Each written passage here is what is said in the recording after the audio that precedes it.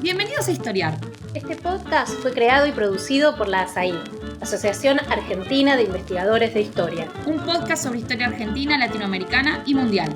Acompáñanos en este recorrido por el pasado para pensarnos en el presente.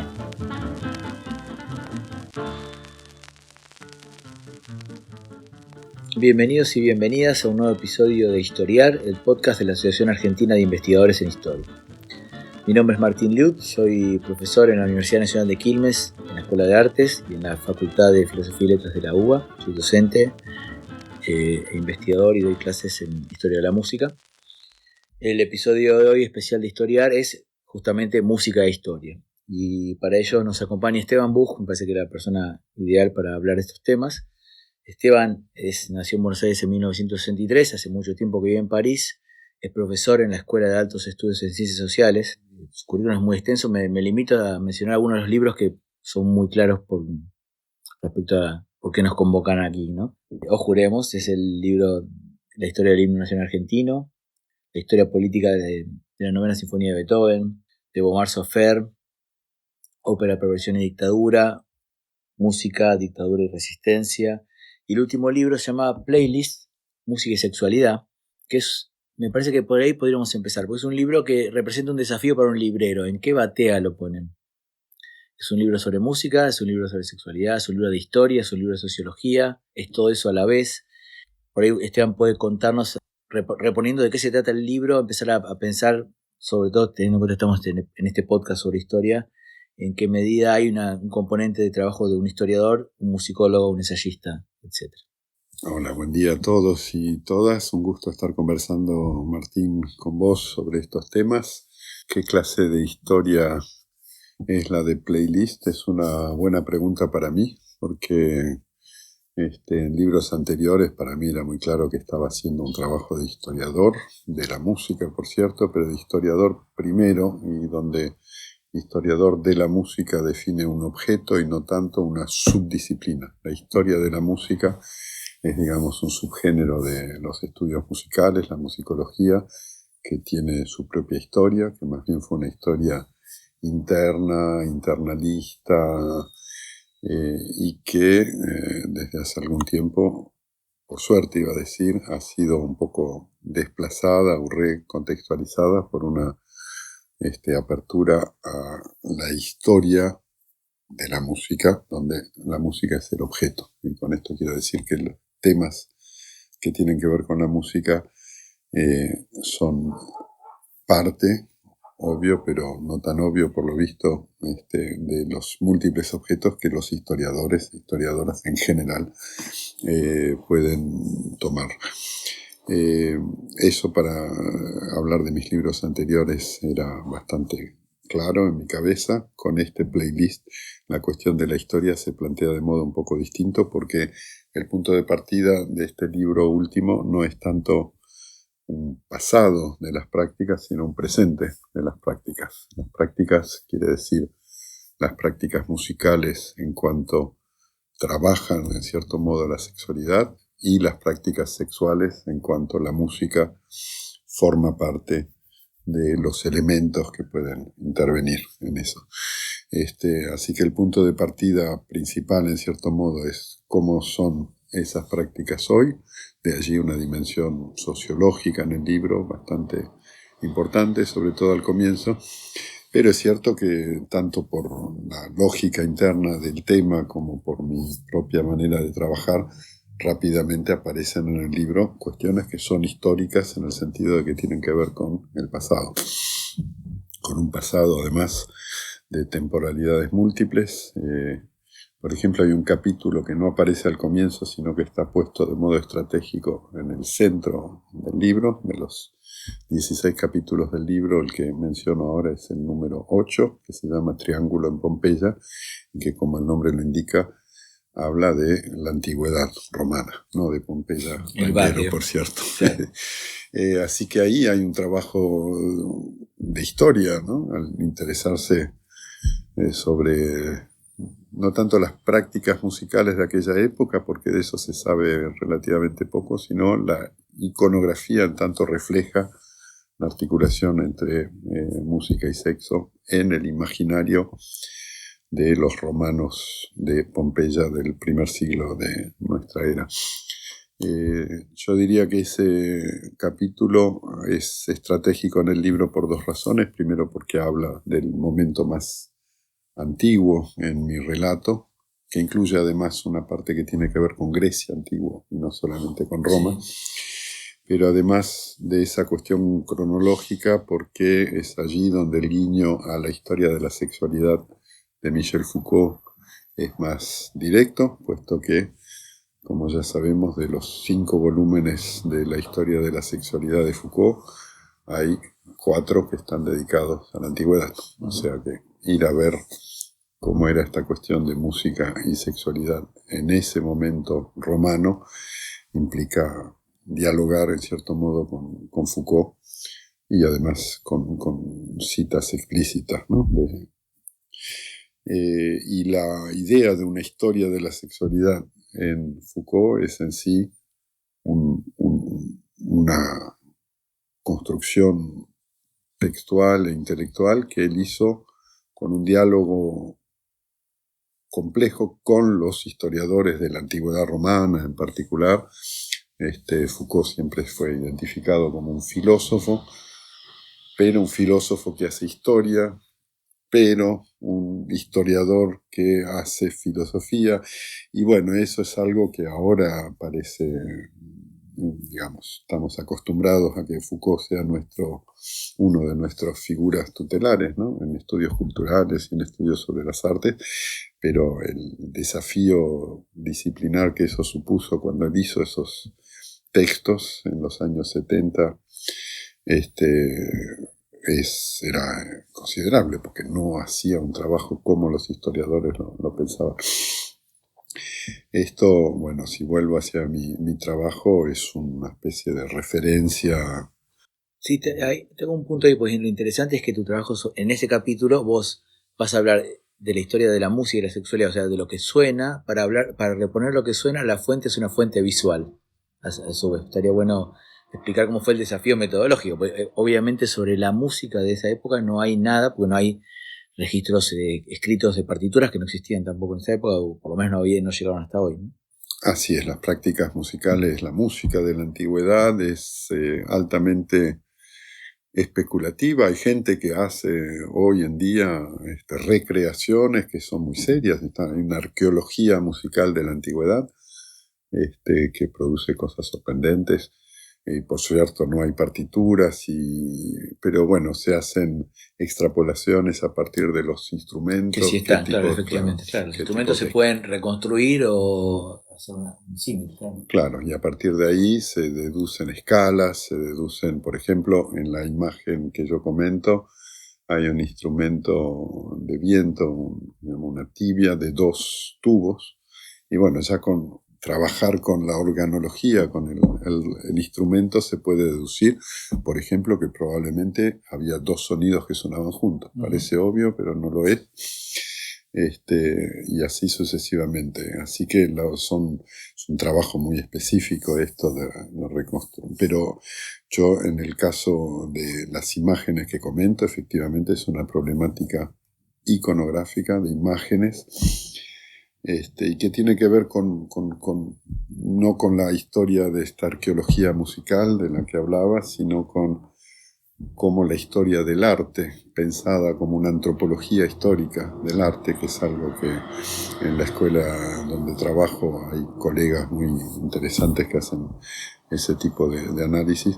Bueno, en este caso consiste en ver estas imágenes de los frescos de Pompeya como fuentes iconográficas para una antropología, en nuestro caso, de los sonidos o de lo sonoro o de lo musical en relación con la sexualidad.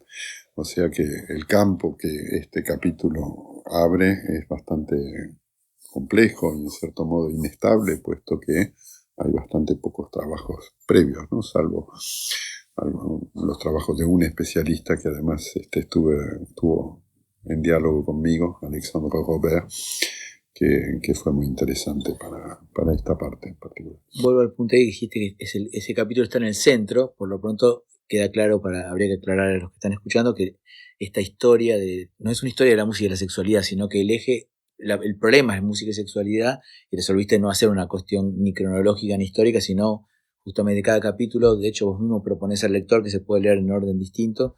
¿En qué medida eso fue una decisión metodológica, práctica, pragmática, y de vuelta para introducir la cuestión del historiador, que puede decir, bueno, tendría que ordenar esto y no lo voy a hacer, sobre todo porque imagino que te encontraste con muchísimo material, porque es un campo que, por lo que comentabas el otro día, no está estudiado, no hay demasiados trabajos a la mano que hayas tenido cuando empezaste a hacerlo, ¿no?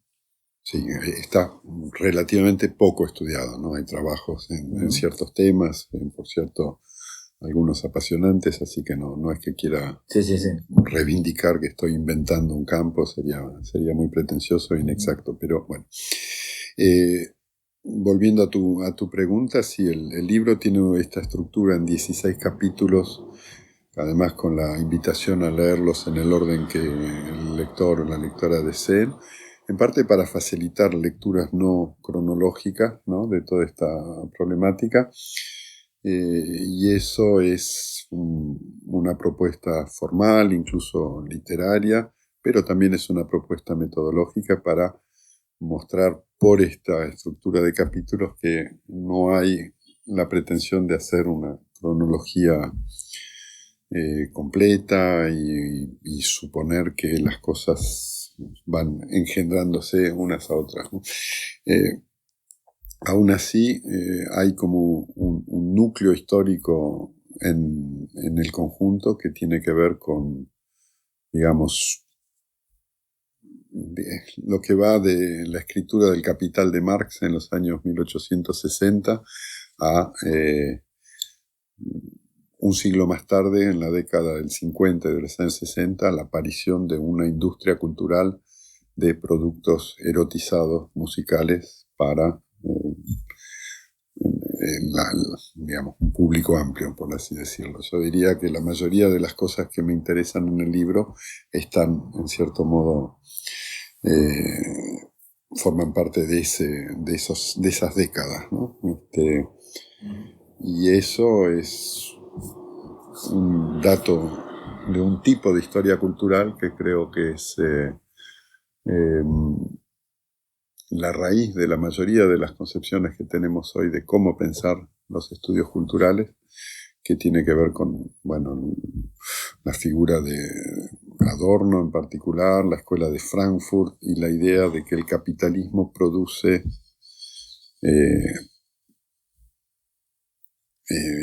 música en particular, pero bueno, productos culturales que tienen una relación consustancial, estructural, necesaria con nuestros deseos, con nuestros efectos, con nuestras emociones, y que entrar a ese territorio es una manera de pensar lo social de manera más general, ¿no? Ese es un poco el bajo continuo. Sí, hay un recorte temporal, aunque es largo, digamos. Estaba pensando que un historiador tiende a quedarse en algún lugar para profundizar lo máximo posible, y acá estaríamos hablando de una larga duración, una long durée o un long term, que de todos modos, igual ahora que lo pienso, claro, tiene que ver con cosas que vos has estado estudiando durante todos estos años, ¿no? Digo, desde la historia política de la novena sinfonía de Beethoven, que se estrenó en 1824 para acá, o el himno argentino en 1813, has recorrido siglo XIX y XX como tus temas, ¿no? Digo esto porque el problema de la música, que es algo que después que vamos a hacer un corte, es cómo reponer, qué pasa con la música cuando la escuchamos hoy y cuando forma parte, y reponer lo que ocurrió en su momento, ¿no? Cómo también hiciste esa articulación en este caso. Vos estás hablando justamente de Marx a la industria cultural, pero bueno, hay que reponer también la genética de esas obras. ¿Cómo fuiste resolviendo esos ejes? Porque hay repertorio que efectivamente fue producido en otro siglo, en otra época, y que sin embargo sigue funcionando hoy, o algunas cosas más antiguas. Estoy pensando en el caso de la obra de Tallis en las 50 sombras de Grey, que es una obra contemporánea en donde esa obra, que remite en realidad mucho más atrás, funciona para el placer sexual de la protagonista de la historia, ¿no? Entonces hay como un viaje en el tiempo entre lo que escuchamos hoy, el origen de la obra y los dilemas de, como historiador, si bueno, ¿qué tengo que reponer todo eso para el lector, ¿no? A ver, sí, cuando digo que hay muchas cosas en el libro que tienen que ver con el periodo 1860-1950 o 1960, por tomar un siglo redondo, no estoy diciendo que cubro esas 10 décadas de manera continua. Al contrario, la apuesta de cada capítulo es entrar por un tema particular. Por ejemplo, hay un capítulo sobre tango que habla del tango en la República de Weimar, y ahí tampoco quiero dar la impresión de haber cubierto todo el periodo, sino tomar algunas obras como Der Wein de Alban Berg o la ópera de 2 centavos de Kurt Weill y Bertolt Brecht. Más tarde aparece Historia de un soldado de Stravinsky. En fin, son obras importantes de un momento particular donde el tango aparece como una dimensión importante del imaginario sexualizado que hay en torno a esas obras, y en ese caso trato de funcionar, digamos, como lo haría cualquier historiador, es decir, a partir de un trabajo de fuentes sobre la historia genética de las obras, un poco menos sobre el impacto de la recepción en este capítulo en particular. Pero bueno, siempre estando atentos a esta resignificación, esta hermenéutica constante que aparece de modo bastante espectacular en el episodio de 50 Shades of Grey que mencionaste, ¿no? Donde efectivamente una obra del Renacimiento inglés aparece integrado a una imagen así, a un dispositivo high-tech sadomasoquista por personajes de ficción, con lo cual además está la cuestión de la relación con la literatura, la ficción, y así también con la ficción cinematográfica en otro campo. En fin, es un programa de trabajo bastante ecléctico, creo, pero que parte del supuesto de que cuando se habla de emociones eróticas, por ejemplo, siempre somos animales multimodales, no hay solamente la vista o no hay solamente en la escucha, y por lo tanto todos los productos culturales, incluida la música, tiene que estar contextualizada de modo amplio, ¿no? Pensando en todos los sentidos, y no solo uno u otro. La última pregunta sobre el libro es... lo que quedó construido es una especie de mosaico o rayuela por la recepción que tuviste acá en Argentina, creo que también surgió como tema recurrente.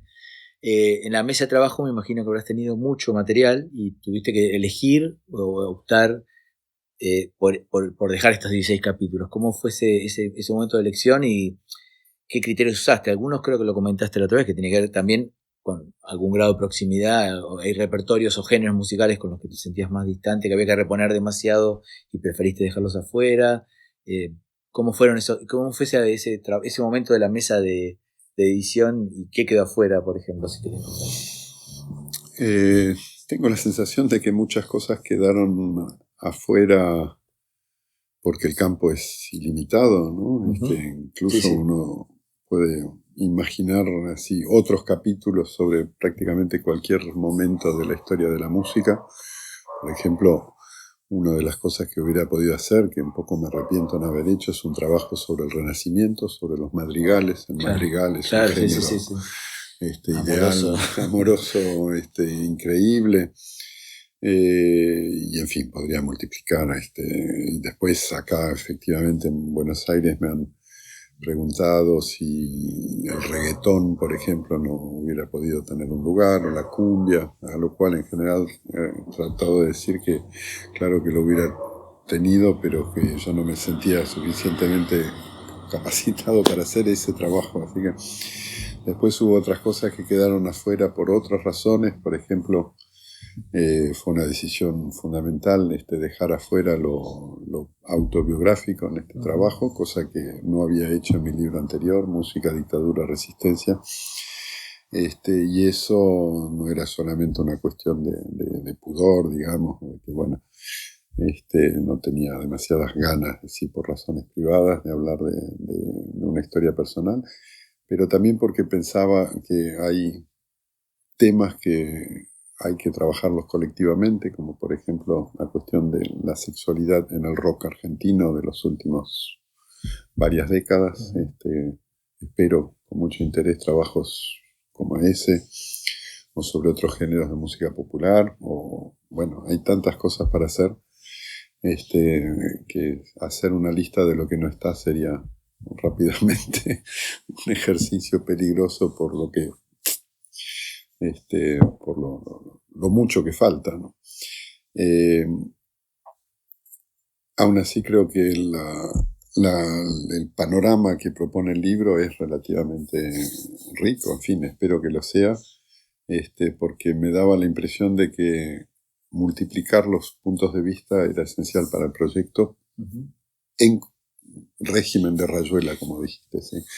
Desde el punto de vista de la metodología, porque efectivamente hay historia, hay sociología, o sea, hay música, historia y sociedad, para parafrasear la mención que tiene sí, el doctorado, ¿no? Después todo eso corresponde de manera bastante directa a lo que en la Escuela de Altos Estudios en París reivindicamos desde hace décadas, ¿no? Como un programa interdisciplinar. Bueno, desde ese punto de vista no es tan original con respecto a una cierta tradición de pensar los productos culturales, incluso a partir de dispositivos formales originales. Yo, si hay un autor que podría evocar para la forma un poco rara del libro, sería en realidad menos el Cortázar de Rayuela que el Roland Barthes de varios de sus libros. En fin, la forma de los libros de Barthes fue una gran inspiración para mí y para millones de investigadores también. Lo de Rayuela sí es un guiño que me gusta, digamos, pero en el libro no lo tomé, en parte porque hubiera sido tal vez un poco forzado. No, y tal vez no fue necesario, fue más bien una recepción argentina del asunto. Me parece que acá enseguida la asociación fue a través de la propuesta de que se podía leer de esa manera. Sí, no, yo igual lo tenía presente eso de entrada, pero debo decir, bueno, ya que estamos discutiendo mucho Rayuela en este momento por los 60 años, el juego de Rayuela es también un juego con la ilusión de una cierta autonomía de lectura, que en el fondo es bastante limitada, porque, como sabemos, el famoso, ¿cómo se llama?, cuaderno de dirección, ¿no? En qué orden hay que leer los capítulos, el autor finalmente dice un recorrido. En qué orden hay que leerlos, y no en cualquier orden. Así que en ese punto sería un momento un poco distinto de la historia de las formas abiertas, ¿no?, en la escritura. Pero bueno, de todas maneras, mi libro no es una novela, aunque hay cosas que me gusta evocar así en términos formales. Y insisto, si hay que buscar algún modelo así, sería más bien por el lado de Barthes que lo pienso. Bien, vamos a hacer una pausa ahora y retomamos ahora, después de la pausa, a hablar esto de historia, música y sociedad como interdisciplina. Este es el podcast de ASAI, la Asociación Argentina de Investigadores en Historia. Te invitamos a asociarte y a seguirnos en las redes, en Twitter, en Facebook, en Instagram. Podés encontrar toda la información sobre la asociación en nuestra página asai.org.ar. Te esperamos todos los sábados con un nuevo episodio de Historiar sobre los grandes temas de nuestro pasado, abordados por especialistas e historiadores profesionales de manera rigurosa y cordial. Seguimos con nuestro episodio de hoy. Bueno, estamos con Esteban Buch en el podcast Historiar sobre música e historia, y ahora queremos entrar en ese tema. La enseñanza de la historia de la música durante mucho tiempo estuvo asociada a una disciplina como la historia de las artes, y una disciplina de tipo internalista, ¿no?, con las obras como epicentro. Y eso separó en un punto a la historia de la música de la historia, pero muchos de tus libros hablan de historia política de la música. Me parece que esa palabra ahí clave puede ayudar a entender un cambio de época que ya tiene, que empieza en los 90, digamos, en Estados Unidos con la nueva musicología y en Francia con lo que pasó en la école y demás, en donde la música ocupa un lugar como objeto de estudio revisitado, ¿no? Entonces, por ahí sería interesante escuchar tu reflexión respecto de cuáles son las diferencias, si las sigue habiendo, entre historia y historia de la música, y cómo las pensás vos en este momento, teniendo en cuenta eso, que la mención en el doctorado de la école es historia, música y sociedad, que de por sí ya está dando cuenta de esa integración disciplinar, ¿no? Cuando mi tesis doctoral salió publicada en francés en 1999, el subtítulo fue La novena de Beethoven una historia política, como vos lo evocaste, y efectivamente ese subtítulo era para decir que había en esta idea de una historia de una sinfonía otras cosas que lo que la historia de la música en general podía poner bajo esa etiqueta, ¿no? Y lo que se llama historia política de la música en ese libro es una manera de trabajar la producción. No es solamente una cuestión sobre la recepción, sino también cómo pensar la producción de la sinfonía, del proyecto de Beethoven, en relación con la historia de un género musical, el del himno nacional, que por definición está en la zona en que la música y la historia a secas, están más cerca, están juntas, ¿no? Están juntas. Así que en ese libro del 99, el programa de la historia política era repensar las condiciones de producción de una obra musical emblemática como la novena, y también en la segunda parte proponer una historia de la recepción que tampoco hubiera sido un objeto normal, entre comillas, de la historia de la música en el sentido tradicional, internalista que vos también evocaste. Así que sí, en cierto modo el programa de ese libro corresponde a la idea de que la historia de la música era un subterritorio demasiado limitado, demasiado disciplinar para dar cuenta de las cosas que me interesaban, que era esta presencia de una obra musical en el imaginario político, en la práctica política, incluso en los rituales políticos. Y ese fue un tema importante de esa primera etapa de mi trabajo. Después lo de música y política ha sido el título o el subtítulo de mi seminario en l'École desde que estoy allí como profesor, es decir, desde el año 99 justamente, y lo mantengo hasta ahora como una suerte así de banderita para que se reconozca qué tipo de cosa hago. Pero creo que al pasar los años, la urgencia de mostrar la pertinencia de trabajar música y política fue, ya está saldada, en digamos, cierto ¿no? modo, Sí. bajando, porque ahora parece menos original o menos enigmático, ¿no? El vínculo entre música y política, lo cual pasó, por un lado, por el hecho de que las disciplinas musicológicas se amplió hacia las ciencias sociales de manera radical, a partir del momento de los 90, como bien dijiste, y también el hecho de que la noción de política se transformó vertiginosamente, en parte por la idea de que lo privado es público y de que lo privado es político, ¿no? Que es uno de los grandes aportes no solo de la nueva musicología, sino del feminismo, los estudios de género, y bueno, y todo lo que pasó en el campo social desde aquella época, ¿no? Y que viene de antes, por supuesto. Así que hoy la idea de una historia política de una obra musical parece en sí haberse integrado a lo que son las prácticas por lo menos de los musicólogos, y entonces la idea de una historia de la música pensada como una historia de los estilos, por ejemplo, o una historia de los géneros o de las obras, se ha vuelto, una especie de curiosidad un poco marginal con respecto a un tronco central de las prácticas, creo, a nivel internacional, donde más y más hay este cruce entre lo que fue la trayectoria histórica de la musicología y las ciencias sociales en general. Hace un par de años, algunos en Francia incluso hablan, para describir la musicología, de ciencias sociales turn, digamos, un giro de las ciencias sociales. Y bueno, yo creo que eso ha sido muy, muy importante para leer más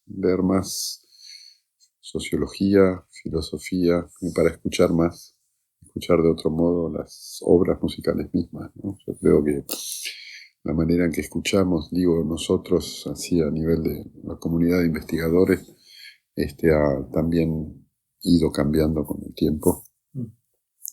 Y creo que, bueno, el panorama hoy es más rico y más, menos encerrado, ¿no? Claro, compartimentado, claro.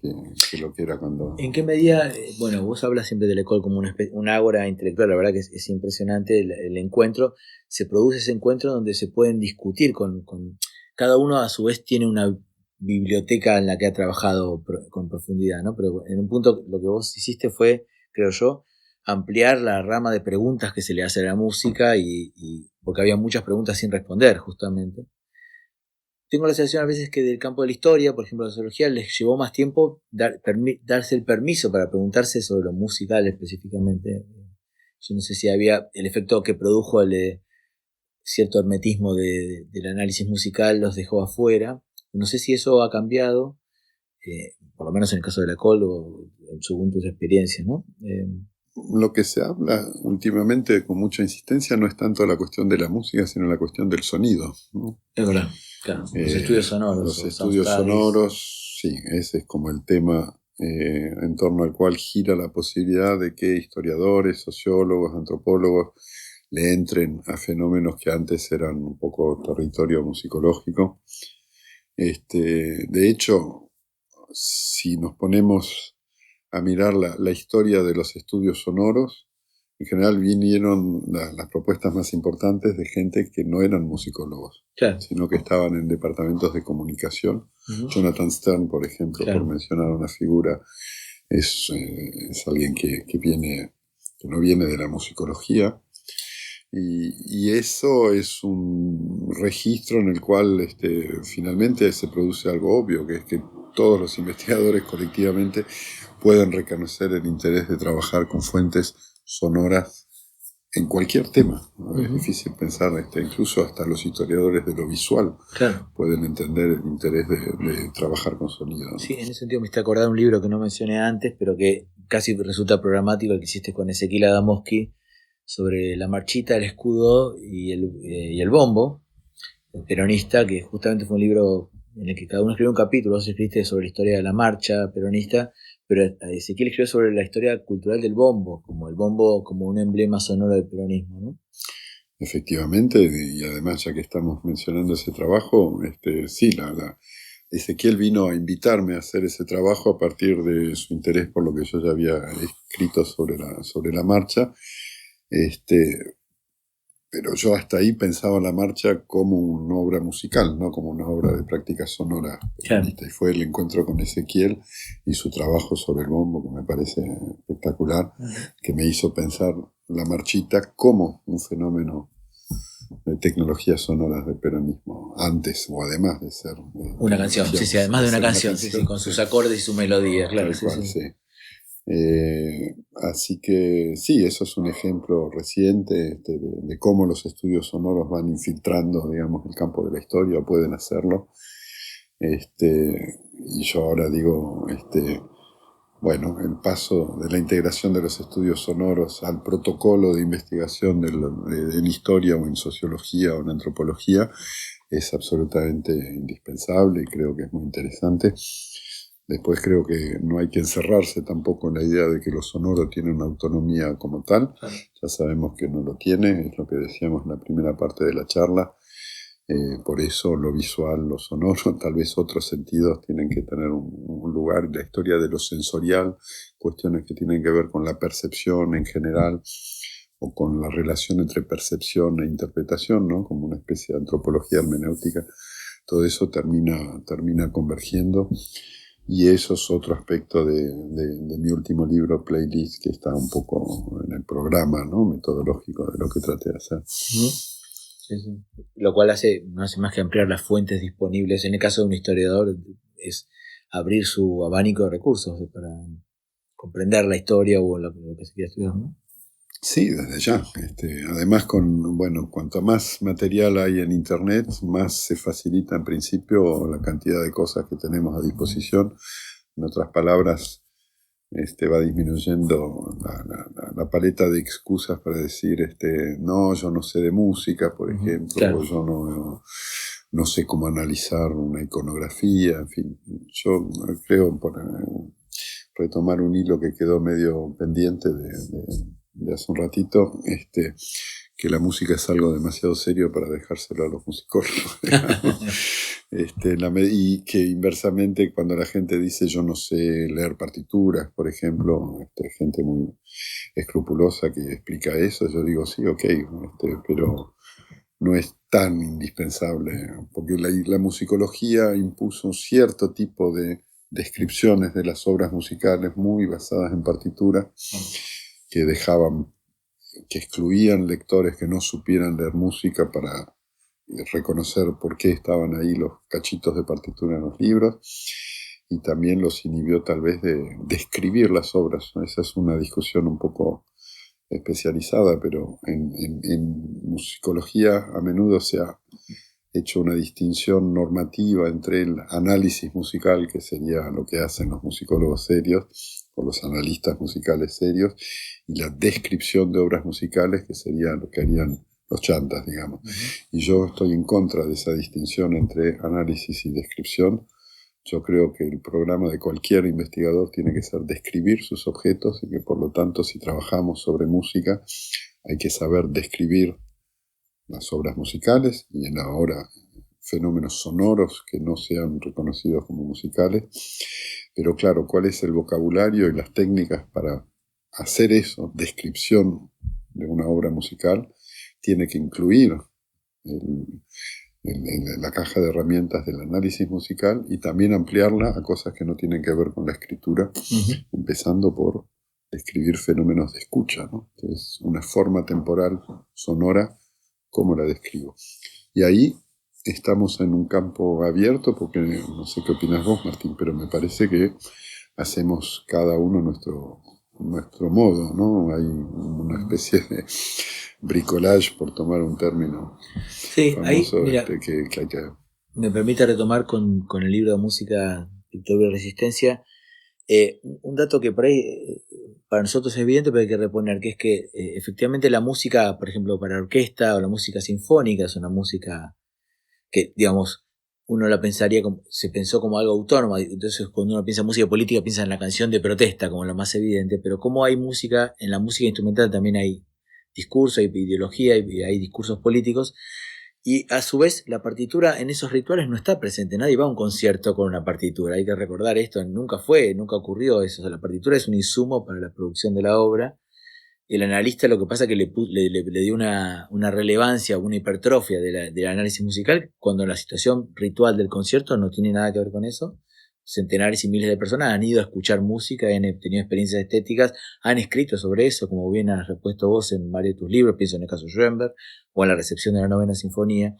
Entonces, por ahí podría ser interesante retomar, entonces pensar cómo esta idea de música política es algo que vos fuiste mostrando que ocurre en todos los tipos de prácticas musicales, no solamente en aquellas en las que evidentemente hay política porque es un himno o una canción que tiene un texto, ¿no? O sea, como en un momento vos hablaste de la ideología de la música absoluta, pero sería bueno reponer esa dimensión de lo político para después llevarte a la cuestión de la música y memoria, que es lo que trabajaste en ese libro sobre la dictadura en Argentina.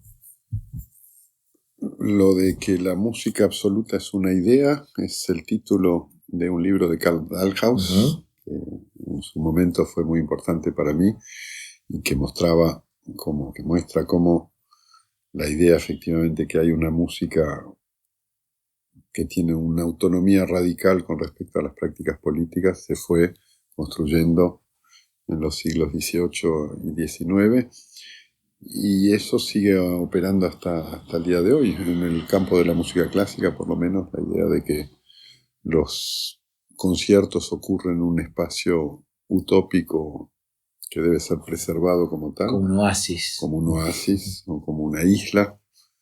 Eso creo que es la idea principal que sigue organizando esa práctica, ¿no? Y sí, mucho del trabajo, no solo mío, sino de otros investigadores, fue mostrar cómo eso es una ideología, que fue el término que vos usaste, y no solamente una idea. Por lo tanto, como ideología produce efectos políticos que en ciertas situaciones, por ejemplo, ese es el interés del episodio durante la dictadura de la visita Orquesta de París y Daniel Barenboim a Buenos Aires en 1980, ¿no? Que en plena dictadura. En plena dictadura de terrorismo de Estado muestran sus fisuras y sus efectos perversos de negación de lo que está ocurriendo a nivel de la violencia imperante en el cuerpo social argentino en ese momento. Yo creo a la vez que esa deconstrucción del mito de la música absoluta como espacio autónomo es interesante en la medida en que no lleva a dejar fuera del tablero de investigaciones, digamos, la importancia de ese tipo de experiencia estética, de lo que eso produce. Sí. De esa... Creo que una de las cosas más valientes de tu trabajo sobre eso fue que vos hiciste una pesquisa intensa para buscar al público que participó. Y ahí también encontraste que, bueno, había gente que prefería mantenerse en ese espacio del oasis, o por ahí justamente en el medio de la dictadura era preferible que fuera un oasis y no un espacio de disputa política, ¿no? Eso fue... Porque me acuerdo de haberte estado cuando vos estuviste en ese proceso de indagación buscando gente que haya participado, y bueno, como investigador aparte ahí, digamos, encontraste esa respuesta y diste cuenta de eso, que es un modo de apreciar la música muy arraigado, más allá de que habías mostrado ese carácter ideológico, ¿no? Sí, así es, y eso hay que tomarlo en serio, porque además no es solamente algo que se puede decir de situaciones como dictaduras o demás. Por ejemplo, ahora durante la pandemia yo creo que millones y millones de personas hicieron esa experiencia en distintos lugares del mundo de cómo las obras musicales y los productos culturales pueden tener esa función de darnos un espacio de goce y de elaboración de nuestra propia situación. Traumática, claro. Bueno, yo creo que una cosa no quita la otra, por supuesto. No era por el hecho de estar sumergido en una obra musical que uno se olvidaba de la pandemia, por lo menos no era indispensable, pero ese es un dato fundamental de por qué la gente va hacia la música o hacia las obras culturales en situaciones de crisis, ¿no? Y lo que podemos tratar de hacer como investigadores es reconstruir todas esas mediaciones y esas capacidades de agencia que tienen las personas desde el punto de vista de la recepción para hacer de las obras o de las prácticas musicales un elemento de una tecnología del ser, ¿no? Claro, como dice Tía de Nora. Exacto. Así que sí, eso es importante. Lo último, mira, con eso podríamos hablar, hablando de ese libro, hay un trabajo de lo que llamaríamos de historia reciente. ¿Qué pasa con la historia reciente de la música y la memoria? Ahí incluso vos haces un capítulo donde haces un apartado que estaría bueno contar tus propios recuerdos de la canción Alicia en el País, de Charlie, de Serú Girán. ¿Cómo eso tenías un recuerdo respecto de su escucha en ese momento y la reconstrucción que hiciste respecto de tu percepción y de otras personas vinculadas a ese recuerdo? Sí, efectivamente, ese capítulo autobiográfico aparece ahí en parte porque era una manera de plantear cuestiones sobre construcción de memoria personal, de la dictadura en general.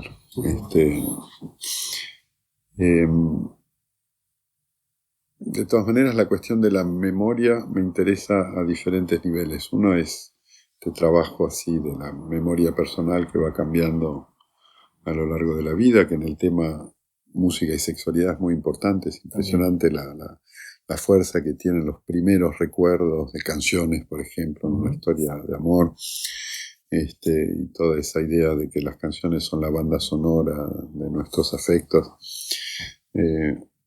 Por un lado está eso, y eso a nivel de procesos políticos, la memoria de la dictadura o la memoria, bueno, ahora los años 80 o incluso los años 90, cómo va actualizándose la interrogación colectiva sobre las épocas pertinentes para pensar el hoy, ¿no? Pero además hay un tema que me interesa de un modo más específico en relación con la música, y es que las obras musicales por definición tienen una temporalidad interna que puede ser de 3 minutos como en una canción, o puede ser de 1 hora como en una sinfonía, pero en todo caso las obras musicales están hechas de eso, en cualquier género además. Y a mí me interesa ver cómo la escucha, tal vez la producción y sobre todo la escucha de las obras musicales es como una especie de gimnasia de la memoria, de gimnasia placentera de la memoria, en la medida que estar en contacto vía la escucha con obras musicales es una manera de